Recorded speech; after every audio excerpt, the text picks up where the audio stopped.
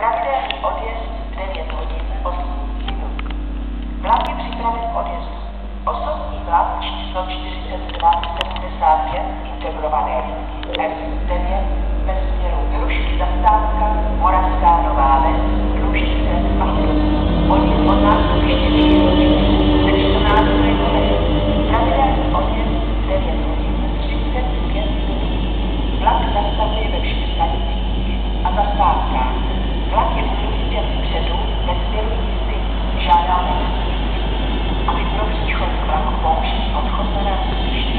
Mezistátní osobní vlak číslo 4671 integrované S53 ve směru Kladžov, Brodské a Kupy.